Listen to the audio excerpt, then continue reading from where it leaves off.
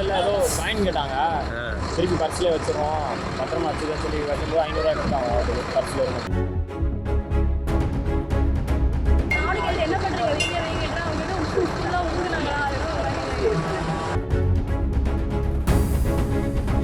இங்கே கோயம்பேட்டில் பொறுத்த வரைக்கும் நிறைய இருக்கும்.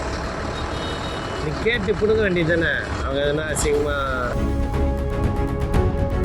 அது மாதிரி காமிக்கக்கூடாது. அவங்க என்ன ராசி அவங்க வந்து பர்ஸில் ₹1 காயின் போட்டவுடனே 1 லட்சம் வந்துடுமா? வா தம்பி, என்ன வாங்கினாங்க அவங்க திருநங்கை? இல்லை ஏதோ காயின் கேட்டாங்க.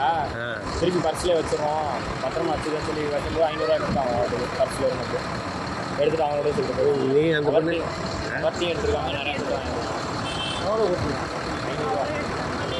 500 போய் பர்ஸு காமிக்கலாமா? அதெல்லாம் காமிக்கலாமா? இல்லை தாய் தோப்புங்கிட்ட பர்ஸு சேர்த்து காமிக்கிற மாதிரி காமிக்கிறீங்க. எந்த ஊருமா நீங்கள்?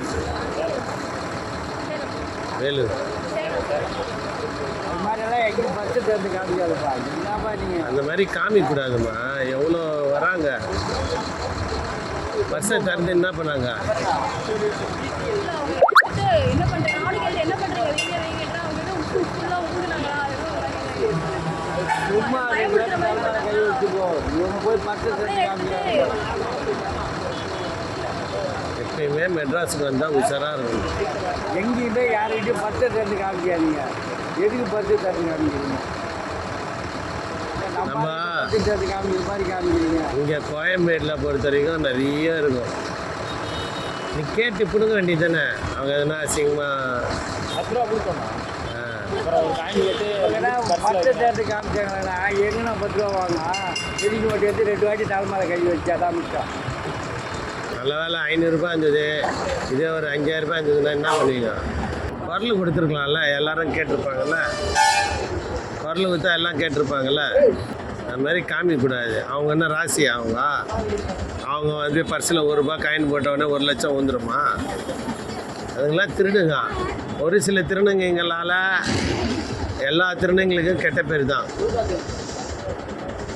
₹500 இருந்ததே எடுத்துட்டாங்க. இதே ₹5000 ₹10,000 இருந்ததுன்னா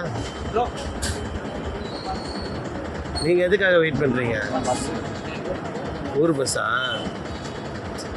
சரி பார்த்து ஓகேவா. ஆனால் அந்த பொண்ணு பின்னாடியே ஓடுது, நீ தான் தடுத்த. பின்னாடியே அவங்க கூட போகுது, கேட்கலன்ட்டு. உஷாரானுங்க. செய்திகளை உடனுக்குடனும் துல்லியமாகவும் தெரிந்து கொள்ள சப்ஸ்கிரைப் பண்ணுங்க.